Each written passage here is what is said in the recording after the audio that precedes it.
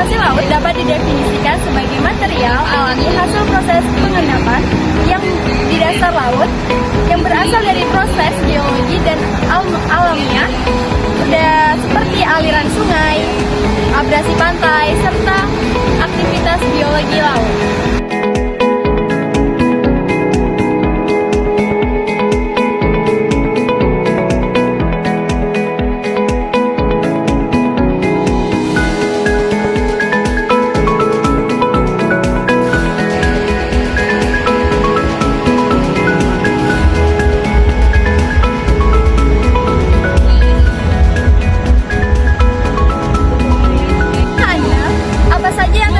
Di dasar laut, banyaknya orang mengira di dasar laut hanya terdapat pasir.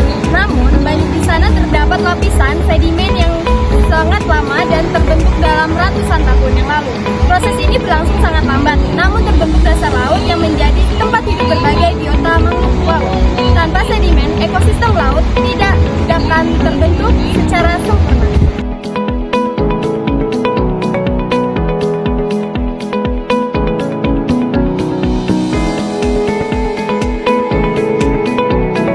Sedimen laut itu berasal dari dua sumber, yaitu ada dari darat dan juga ada dari laut itu sendiri.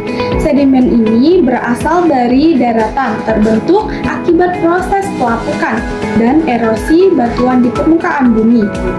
Air hujan akan mengikis tanah, pasir, dan juga lumpur, kemudian membawanya melalui aliran sungai menuju laut.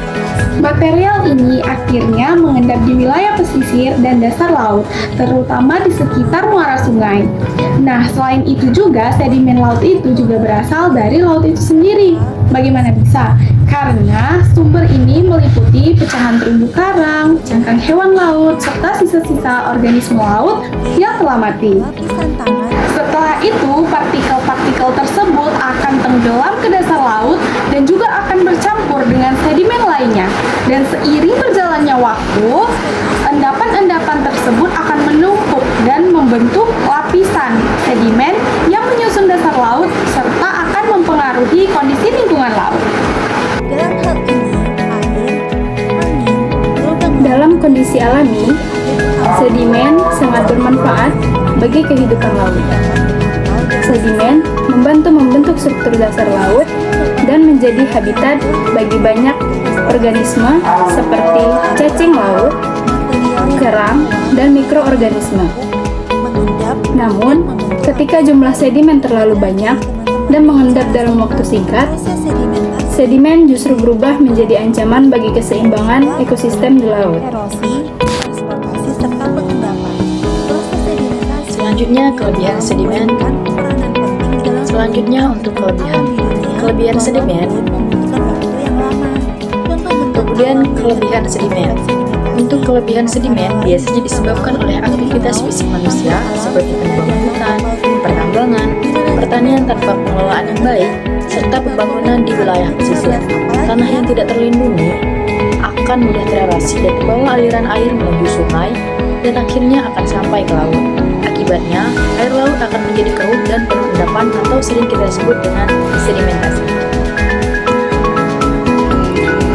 Air laut yang keruh menghalangi sinar matahari masuk ke dalam perairan, sehingga terumbu karang tidak dapat tumbuh dengan baik. Jika terumbu karang rusak, ikan akan kehilangan tempat tinggal dan sumber makanannya. Hal ini berdampak langsung pada nelayan dan masyarakat pesisir yang menggantungkan hidupnya dari laut.